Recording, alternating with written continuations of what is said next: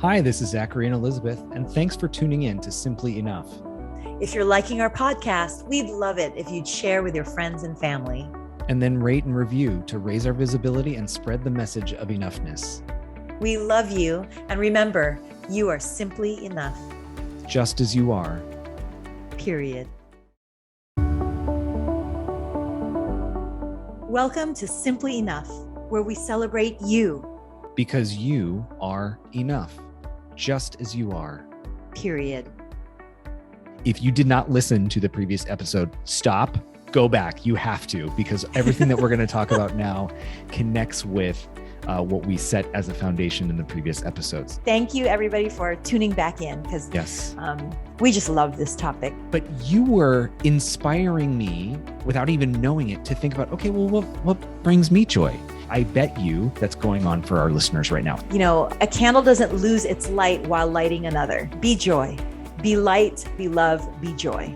If you don't believe in yourself, that's okay, but borrow my belief in you. Welcome to Simply Enough, or maybe I should say welcome back, because this is part 2 of our discussion about joy, which will be obviously many conversations about joy. But if you did not listen to the previous episode, stop, go back. You have to, because everything that we're going to talk about now connects with what we set as a foundation in the previous episodes. So hit pause, grab a drink, or, focus on the road a little bit while you're, don't text and drive, but go back to the previous episode, because it's going to set the foundation. It's going to set the energy, because we're in the zone. We are talking about joy and we're loving it. And you'll just get a sense of where we're coming from and where we're going to go. So if you have listened to the previous episode, we're going to get right back into it, talking about, we ended the last episode thinking about joy and protecting joy. Also, what you do when you find your joy, primarily through the lens of adolescence, and a little call to our younger listeners. And now we're transitioning into what joy looks like for adults. So I'm going to turn it over to you, Dr. Ignacio, because you were just in the middle of talking about adults and joy, and how this connects with what it means to be an adult and protect, find, defend, and cultivate joy in your own life. So I giggle because you're so gracious and kind. So when you say that, I was just in the middle of, talking. Oh my God, I was nonstop. You're very gracious to me. I was not in the middle of it. I was freaking having verbal diarrhea. It was just went on and on. So everybody had a welcome break. So thank you. But thank you everybody for tuning back in, because yes, we just love this topic. We really do. And we just feel that it'd be wonderful if everybody tapped into a little bit more of joy, especially now with the pandemic and everything. So love to talk about this. So great. We were talking about joy, like you said, and we were kind of talking about joy in terms of how one shows up and how one makes decisions, and especially for the adolescents, just choices that they make based on joy. And then as adults, you had kind of talked about, because I had kind of talked about ad nauseum, joy. Stop it. Okay. So joy in the sense of calling and purpose. And specifically when you're talking about the adolescents, you had mentioned maybe they might have parents that might be wanting or wishing them to go a particular path. So how does, a child, a youth tap into their sense of not only strength, but joy, so as to make choices? And I giggled because I'm like, oh, we as adults need to do that too for ourselves. And I especially mentioned that because, again, I was the one that was just going on and on about joy and its role as to how I found or allowed myself to be called to my vocation as a surgeon, and specifically orthopedic surgery, which I didn't even know what it was entering medical school. And yet here it has become, my vocation. So as much as I talked about orthopedic surgery and how I actually didn't choose it, it chose me.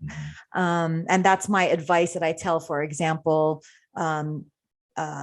college students going into med school and they're pre-med or med students choosing their specialty, that, don't go in with preconceived notions, don't try to find it will find you, and just be open to being found.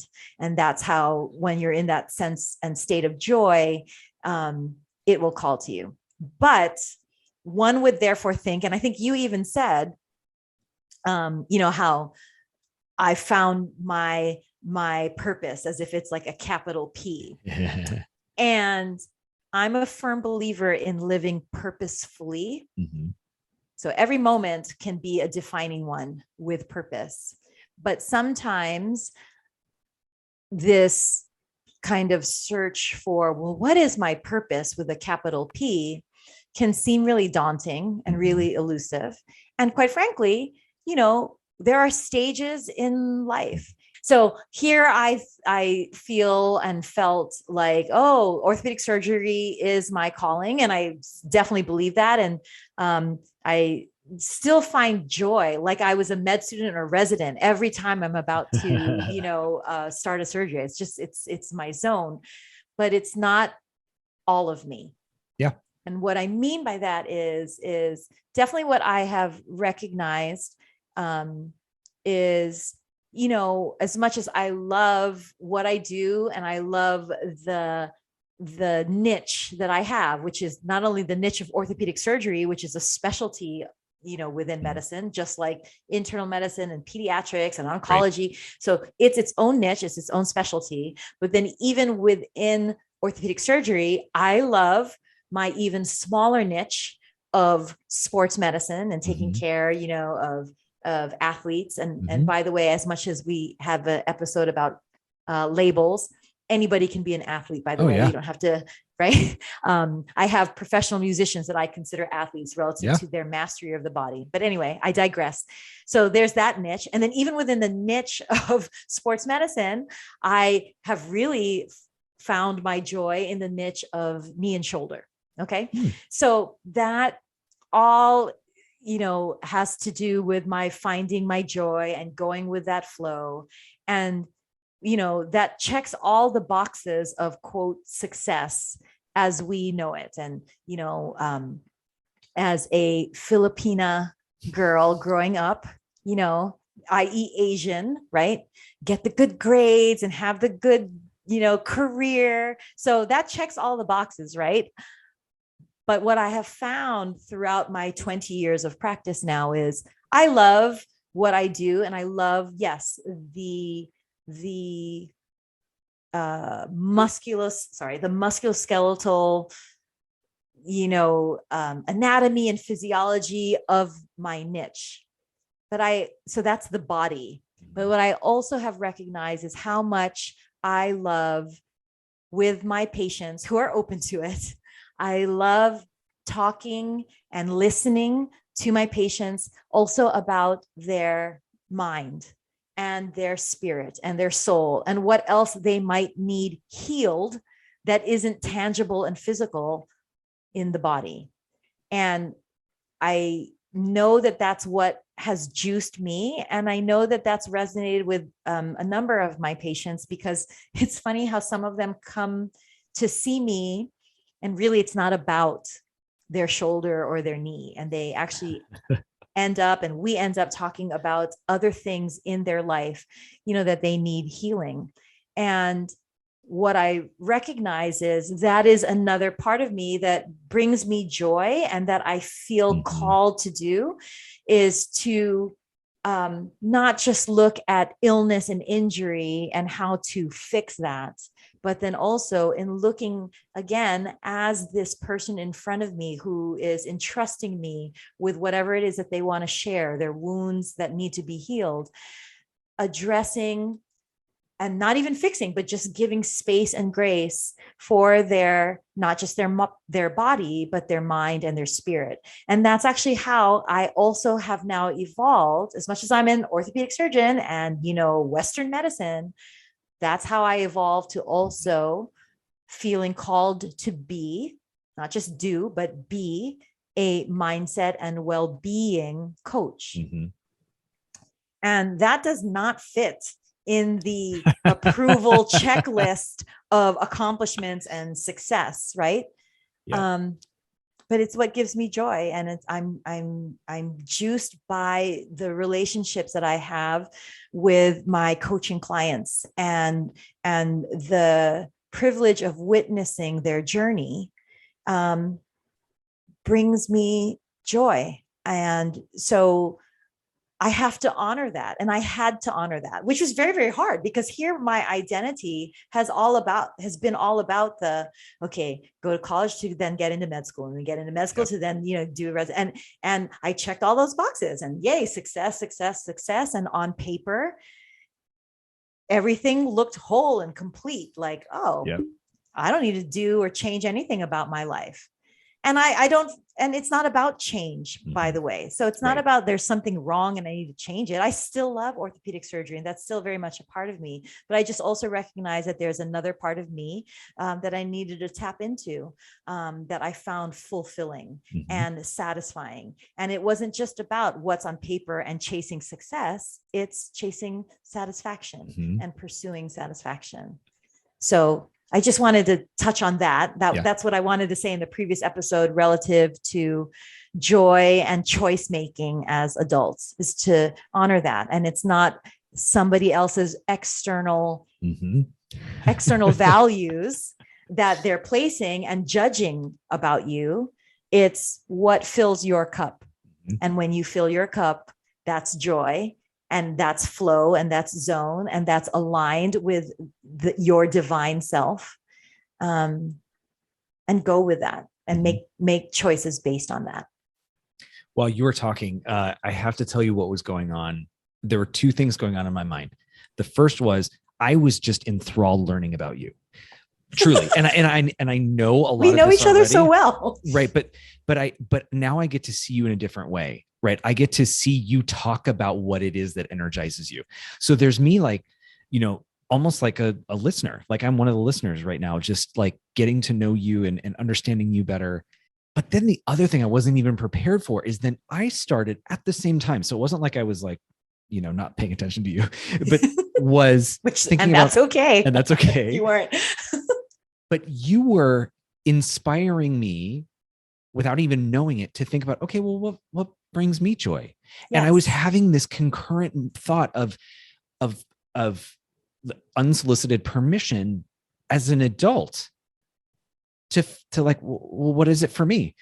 And I bet you that's going on for our listeners right now. So I hope so. That's the point. So. It's a journey. And if I may say also, so again, because we're talking about success and joy, and how don't just check the boxes for the external validation or measure of success, because again, there's different forms of success. And if you acknowledge joy, then all the other successes come. I'm also going to throw out there, and you're going to know where I'm headed with this. I'm actually also going to throw out there, screw the success. Like, don't even look at the outcome. Like literally, it's just about the joy and how you feel. And where I'm going with this, Zachary, is, I love theater and musical theater, and I have dabbled in it relative to musical theater, but, certainly I'm going to keep my day job, you know what I mean? But as a couple of years ago, I had the privilege, for the sake of charity, of being a lead in this musical production. I'm not going to say anything while we're talking about it. And, I did some musical theater in college, and but it's not, like I said, it's not my thing. But it was for a good cause, number one, which is, reason enough. Right. But then secondly, I opted and agreed to do it because also, for the sake of my children, I wanted my kids, who at that point were in like whatever, 7th or 8th grade, I wanted them to see me in a zone of discomfort, and a zone where not only am I like not one of the best, not that I'm the best anywhere, but I'm not, I'm not even in like the higher echelon of the performer. I literally was the worst. And I say that not to be self-deprecating, asking for compliments. I literally say that because, as you know, I was the amateur, and literally the others that were involved were musical theater veterans, literally, as in, traveling national tour for Miss Saigon, internationally for Lion King. Even the kids, there were kids in this production who actually have their own professional gigs, like they, right? And then here's the doctor coming in and singing and dancing solo, like having solos amongst this wonderful, supportive, loving company and cast and crew. So they were literally all professionals, paid professionals. And then there was me. And I have to tell you, so, I mean, come on, I was the worst, but that's okay. I tapped into a love of musical theater that I've always had, missed out on, truth be told. Like, in med school, there was just like no time for that. But I tapped into that, and it brought me so much joy, and had nothing to do with, well, how did I do? And what did the audience think? And in fact, in the playbill, my little bio next to my picture was, please don't assess the outcome, applaud the effort.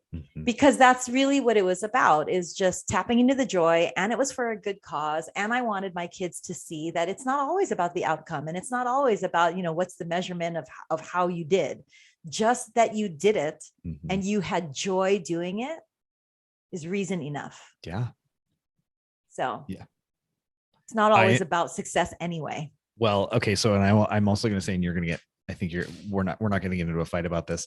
But I am an amateur musical theater performer as well. However, I will say that I performed in college, and I also have performed at community theaters in Hawaii, and know a lot of Broadway performers. And I would say that my level of exposure to musical theater and performing in musical theater is much more frequent than yours. So yes, I would say that I have a little bit more of a discerning eye, and I don't know that I would qualify or, I would characterize your performance in the same way, but I also don't want that to distract from what your point is.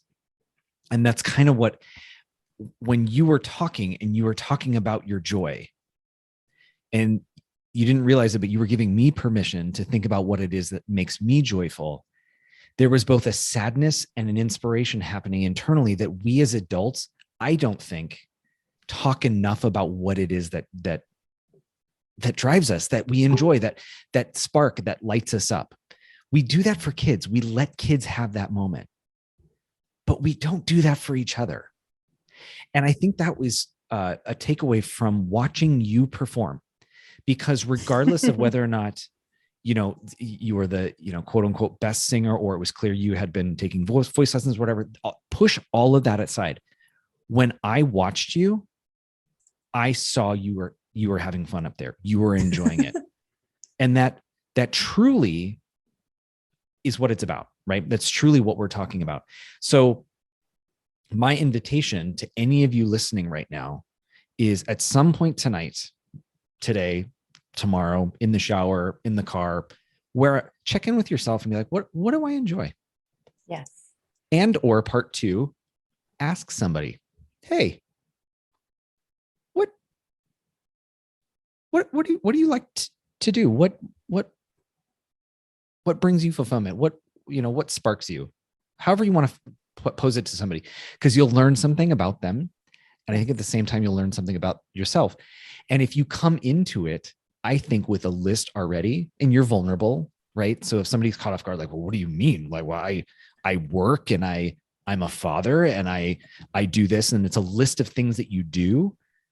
Then you can say, well, let me share with you what I enjoy doing, or what brings me so much fulfillment, and where I find joy. I think as an older generation, we might get to reframe our thinking about joy. Right. Because look at how naturally and reflexively, in your description, I know you weren't doing it, but you were making a point. The description, that list, was of things that one does human doing. Right. Yeah. But again, we are human beings, not Mhm. human doings. Mhm. And consider joy, like we've talked about, as a state of being. And therefore, joy isn't something you possess. Right. Joy is who you are. Yeah. So, what are the things where you can be who you are most authentically? That's how you tap into Yeah. what brings you joy, or what is joy for you. So I'm going to share because Please, because I'm done talking. I've talked too much. No, no, because I actually think this is a critical moment, because not only are people getting to know us better, but I'm getting to know you, you're getting to know me, and then we're giving people space to then think about themselves and how they can connect with other people. Because I also think this is infectious. Like you and I said at the very beginning, we are relational people. We both got into career paths that serve others, right? And even and I'm an introvert, and I know that like baffles many people. Like I recharge by being alone, and I very much like my alone time. But I truly crave connections with other people, definitely. And so I just that moment to connect with somebody and say like, what sparks you? Like, where do you find you? And is an opportunity to just like see somebody else for who they are. So with that, I realize now, thanks to you and this conversation, I love to learn. Learning for me is where I feel like I'm in my zone. What I think frustrates a lot of people is that perpetual desire to learn is constantly like changing. So I decided one year I wanted to learn how to make stained glass windows. Right. And I was like, all in, I'm going to learn how to make stained glass windows. And I haven't gotten to do it as much lately. But I very much enjoy it. And when I'm making stuff with my hands, I'm in a zone, and then I'm thinking about it more, and I'm like getting through some other things, but I'm planning what I'm going to do with the windows and whatnot. So, but then it was like, okay, all right, that's something I now learned about, and I want to learn something else. Right. And so I'm going to learn how to bake. And crazy me was like, I'm going to learn how to use fondant in Hawaii, where there's no air conditioning and it's 85 degrees all the time and things sweat. I'm like basically trying to learn how to ski on a double black diamond, it's like a novice skier. But you could go down the list of things that I have gotten into as if like I'm wanting to do things, when actually it's just my desire to know more and to be a perpetual learner. And at 40 years old, not 50, that brings me a lot of joy. That is who I am. I am a learner at heart. And I don't know that I've ever identified that for myself. And so, first of all, thank you, because I learned that while I was hearing you talk about what it is that brings you joy. And not only to get to know about you, but now I get to know about myself. And I want to talk about that with other people, not just on this podcast, but as I leave, I want to spread this moment where I can say, guess what I learned about myself? Because clearly I'm a learner, right? And then see how I can invite somebody else into that mindset and also learn about themselves too. And so for those of you listening on the audio or on the podcast, switch over to the video podcast so that you can rewatch the past 5 minutes, because you should see Zachary's face. Like there's literally just light just radiating from your eyes and your mouth, and it was just, you're so animated with this aha moment. And I just have to actually pause and again give this moment honor and space, because what you may or may not have known in terms of your choice of words, it might not have been a choice, actually, it again might have just come out of you because of your alignment of your recognition of your sense of self, is as you talked about your love of learning, one of the next sentences that you said is, I am a learner. And what I want to point out there is that was an I am statement. So you are very much in touch with, tuned in, tapped in, connected to yourself and who you are. So it's very much it's not I do this and I've done this and I've accomplished this. It was just who you are. A very important sense of self is your I am statement. And that's what came out just organically. Right? Yes. Fun. I just see what joy sparks, literally. Like joy needs to be talked about more often. No, it does. It's Thank you for that. I didn't, call it out. I kind of fumbling right now, but I had that same moment with you where I got to not only be in your place of work, but then also in this, see you just radiate. And back to what we were talking about with evidence of joy, some of the more stereotypical pieces of evidence of joy, like smiling or laughter or just energy, there's kind of a charisma or a magnetism there. The inverse is also equally as important, which is boundary setting and protecting and defending. And when you were talking about the idea of, your joy being represented as a candle and surround yourself with other candles, I was thinking about one of my favorite animals, which are penguins. And I have, for those of you that are watching, on my hydro flask, I have a little pride penguin sticker on my hydro flask. I love penguins. I've always loved penguins. And that's actually a cute story for another time, or about why I like penguins. But penguins do that to conserve heat, right? They huddle up and they take turns going into the middle and then to the exterior as a way of collectively protecting each other and supporting each other. So when you were talking about candles, I had this really, I would say, beautiful image of all these candles together. And in many ways, maybe the most fragile candle being the one in the middle. Right. It's protected. But then the ability for that candle to kind of re-strengthen itself and then become a candle on the external side that is really shielding a lot, right?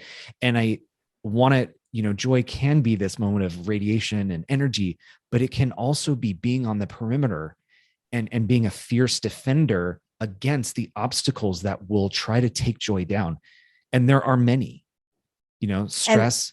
Go ahead. And then I was going to say, and then that central candle that is feeling vulnerable and needs the protection. If that central candle becomes mindful of the moment and present for the moment, even though that candle is in need of the protection and just can't hold its own flame, even at that moment, the candle can have joy in recognition that they are surrounded by the other candles. So that's why the joy isn't necessarily rainbows and unicorns, but it's what sustains us through difficult times if we can be in that state of being. So funny, like this is so unintentional, our friends, but yeah, there's so much light and candle metaphors, right? Like we talked about in the last one in terms of when we talk about boundaries, right? Like you don't have to what is it? You don't have to what is it? You don't have to set yourself on fire. Oh, yes. Right? You don't have to set yourself on fire to keep others warm. On the flip, so that's a boundary thing. And then again, the boundaries that we were talking about with Brene Brown and how she teaches her daughter in terms of, again, who's holding the candle, who will protect your candle, who will keep your candle from being snuffed out. But then also on the positive side that we just experienced and witnessed mutually, our radiance for each other, right? There's a saying that, a candle doesn't lose its light while lighting another. I was just thinking that. Of course you were. That's why we're so Woo! Right. We're so aligned. We're like, yep. But a candle can relight another candle. Right. And it doesn't lose its own light. Yes. I was literally just thinking that. Hooray. And I bet you there's some listeners and viewers out there that were just thinking that too. Mm-hmm. That's why this is a mutual journey. We're on this journey together. So and it's not about like the outcome or the arrival. The joy is in the journey. It's not about the search for the pot of gold. The Yeah. rainbow is the gold. Yeah. Right. So I'm going to mention something or ask you to discuss something when we're talking about joy and how you recognize that it's not really the thing, it's the learning of the thing that brings you joy. But still, so many mistake arriving and outcome and result. And if this, then I'll be happy. Talk to me about rock climbing. You know what I mean by that? I do know what you mean by that. I'm smiling because I would say I used to be one of those people that believed that the outcome was the most important.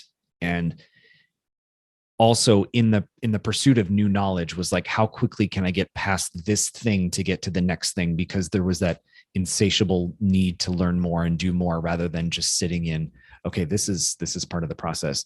I've come a long way, and rock climbing is the perfect example of that evolution. And I thank you so much for bringing it up, because I love indoor rock climbing. I'm not quite at the point where I feel comfortable outdoor rock climbing. So I'm just going to put out there that it's just, just a safety and a comfort thing.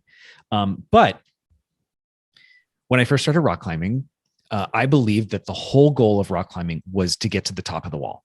Okay, so for those of you who have never rock climbed before, there are two different ways, primarily for indoor rock climbing.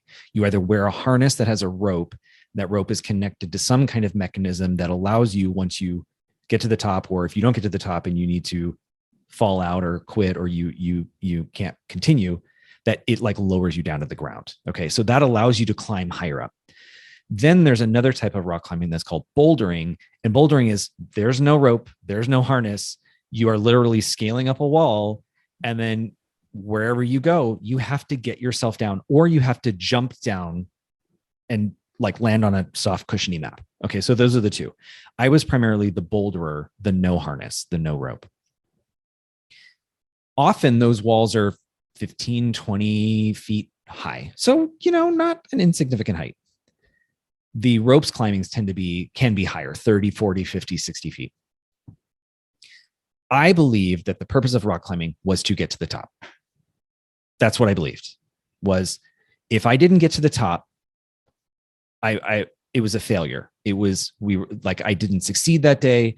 There was no takeaways other than you got to show up tomorrow and do it again. And the only way was to do that. I couldn't have been more wrong. And I wasn't actually enjoying it when it was solely about getting to the top. The rock climbing community, for any of our listeners and viewers who are rock climbers, shouts out to all of you. Yay. Super great community of people who, one, just find so much energy and passion in this activity. And two, just like talking to each other about it. So it's a really great community. So the evolution really had to do with people who invited me into the space of reframing my thinking about rock climbing. And in the reframing of the thinking, I actually found I'm a rock climber. Prior, it was I did rock climbing to get to the top, so I could say, I finished this problem, I finished that route, I flashed it, or whatever it is. And now, there are days when I get stuck and I'm like, I will conquer this, right? But it's not so much I will conquer it because I want to see the outcome. It's more because I'm driven by this belief about my abilities and the challenge I see in front of me, and how I know my abilities have equipped me to face that challenge and to overcome it, rather than I'm better than this. I can, this, like, I want to be able to say I did that particular one. It's not that at all.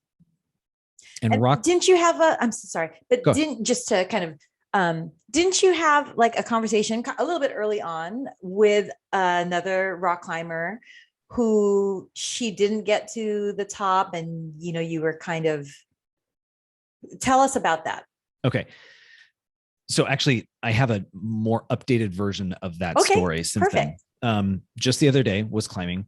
There was a couple that was kind of climbing around us, and I was struggling with this one particular route. And I asked, beta is the term, BETA is the term for like, can you give me insight on how to tackle this problem? Like, can you give me some beta? So once you know the lingo, you can go into the Yeah, gym and be like, cool. hey, can you give me some beta? Right. Anyway, so she said, well, I could, but I think you already know how to do it. And I said, what? And she goes, no, I watched you climb. I have a feeling you can figure this out. And usually when you ask for beta, somebody just gives it to you. Right. And so I had this moment of like, what? No, you, but then I'm like, okay, what a cool moment for her, right? Where she's trying to teach me and to trust my instincts and to believe in myself and whatnot. And then to connect to what you're saying. And she goes, but even if you don't finish it, what did you learn about yourself in the process? And I'm like, oh, well, and I was just so verklempt, like I couldn't talk. So I said, okay, well, thank you. Cause you're just like my friend, Dr. Ignacio. Now the sponge is full and I don't know what to do. But can you watch me and just see how it goes? Sure. Absolutely not a problem. Sure as shit. Like, got through it because one, I wasn't trusting my own instincts. I was overthinking it. And two, I had liberated myself from feeling like I needed to finish it, which was a message that I had gotten much before, which is what you were referring to. And she gave it back to me. Mm-hmm. So even in that moment of like, okay, I learned this, but I didn't internalize it. I got it to come back to it. And so thank you for letting me share that. I had forgotten about that and then forgotten the relevance of this particular story that, I'm 40 years old. I just started climbing like a year and a half ago. And what a tremendous gift it gave me. I now learned something new about myself, but then I also learned a life lesson that as an overachiever, has been such a permeating theme in my life, which is the outcome is the most important rather than the value of the process, and finding the process to be equally, if not more important than the result or the outcome. So exactly. Yeah. So that's my new rock climbing story. Well, if you think about it, so we had talked about this before. So take a vacation, for example. So you can have excitement and you're so looking forward to the vacation and you're looking into where you're going to stay and what are the activities you're going to do. And you're going to take this flight and you're going to go there and you're going to do all this stuff. And then you're going to take your round trip and you're back home. Okay. So if therefore the end result is the round trip that takes you back home and you're already home, mm-hmm. Well, then why take the vacation, right? That's the outcome. I'm at the same place. So who needs a vacation? That's ludicrous, right? Of course, right. That's ludicrous, right? Because the joy, first of all, actually, the joy is in the planning and the anticipation. Totally. And that's been shown in psychological studies that there is joy in just the process of the totally. But then also the joy is in the experiencing of the vacation, not the end result. Because guess what? The end result is you're back home. So don't take the trip anymore. Right. No. So that's the same thing. So rather than this perpetual chase for the pot of gold, so you don't even see the rainbow, the pot of gold is the rainbow. Mm-hmm. Which, back to what the rock climber said to me, what did I learn about myself in the process? I am a puzzle solver. I love solving puzzles, and it's usually those like cube, not the Rubik's cubes. I don't like those. That's a junk problem or puzzle. I don't like that. But the other ones where you is it junk only because you haven't mastered it? Or yes, exactly. That's exactly what it is. But the wooden blocks that you have to like separate, or like Sudoku or stuff. Rock climbing is a puzzle, and what I didn't realize was, okay, so maybe I didn't quote unquote finish the puzzle, but that didn't mean that I didn't enjoy doing it, even if I didn't. Exactly. Yes. Well, so yes, like, and that's life. Like, if ultimately we're going to die, if that's the round trip, Like, we're not going to go out and just like, end it now. No, we're going to live. Yes. Right. So jump on board with the process. Yes. And you made a comment I think maybe when actually in the introduction, I think, of how, you know, how we were kind of giving advice to our youth in terms of choosing joy.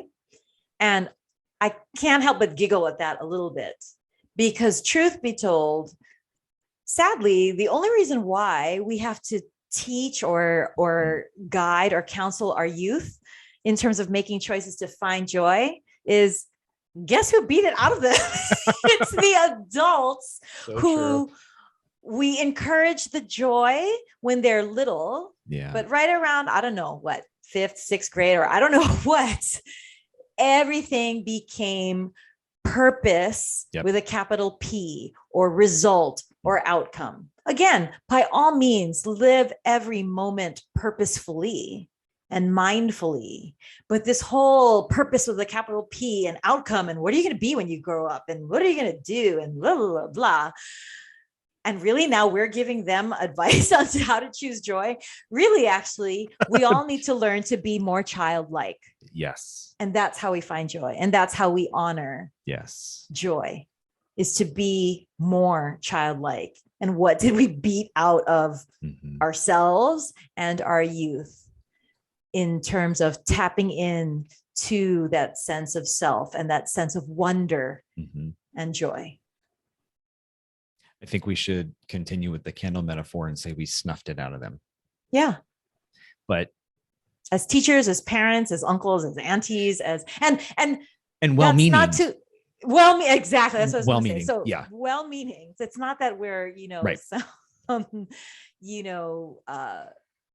punitive. It wasn't out of the desire. In fact, if anything, it's because society, generationally puts so much worth on outcome that we think we want outcome and success for our kids. So it was all well-meaning, but actually misdirected. Yeah, totally. And again, also learned and conditioned to us by generations. And again, I'm not blaming, I love the greatest generation, right? The 80s. So, our octogenarians, I love the greatest generation. And they were taught that and learned that and conditioned that way too. But I just can't help but think, if you look at the evolution, or really the regression relative to joy, as we go generation to generation, so much of it is because of the expounding emphasis on success and outcome and riches and possessions and comparison and that kind of thing. Yeah.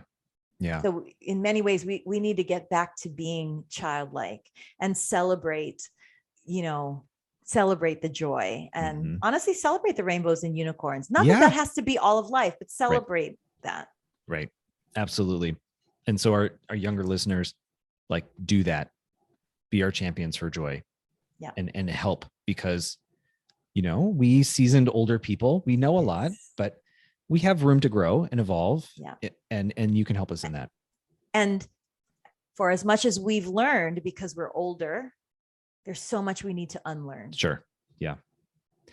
And why the candle metaphor, I think, is also strong, is that you can always relight a candle. So if any of you who have found our podcast are listening and you feel stuck, or you feel like, you don't know the sources of joy in your life, and maybe you are struggling, you work 2 jobs and you can barely make ends meet, and you've got kids at home that you have to feed, and you have all of these stressors on your life, right? And so when the man shows up with the slice of pizza, and that literally will get you to the next day, and it feels like that's the right thing, totally understandable. Welcome to Simply Enough, and maybe take that moment with yourself and ask yourself, who are you, and what brings you joy, and try to relight that candle. And if you can't do it, then maybe just be brave enough to take that step out with somebody that you think can light your candle for you. Because it's not out forever. It's not out forever. And I tell this actually to, I have told this to a bunch of coaching clients actually, because when we talk about things like self-limiting beliefs and self-worth and self-value and self-compassion, that a lot of times they're like, how can't my parents didn't believe in me, or my, spouse, or my ex, or all this kind of stuff, so I don't see that in me, and I don't believe that. And what I very sincerely and genuinely and wholeheartedly tell them is, if you don't believe in yourself, that's okay, but borrow my belief in you. You're not alone. Borrow my belief in you. And like you yourself, Zachary, we've talked in our almost pseudo coaching conversations, is try to get to a place of seeing yourself as I see you. You are extraordinary. Everybody is extraordinary. I truly mean that. I believe that every single person has extraordinary divine within. And because God woke you up, and I'm not getting religious. I don't mean, God as religion. I mean spirituality. So God, source, force, universe. You were woken up today. So you were chosen before you could choose to be chosen. So just by your breath, by your life today, you have value, you have worth, you have something to give. And you as an individual matter, and you are simply enough, period. You are well equipped. You are valuable. You are worthy, just as you are, period. Be joy. Be light, be love, be joy. It's not a possession. Be joy. Sorry. We said we cry on here. He's not joking. He's not being facetious, everybody. If you're not on the video podcast. Sorry. I don't laugh out loud, and I don't cry out loud. Okay. Why don't we wrap it up there? I think it's a beautiful way to end. So thank you. I love you. I love everybody listening and watching. Thank you for spending your precious time with us and being on this journey with us. Love you, Zachary. Love you too. All right. Bye. Bye.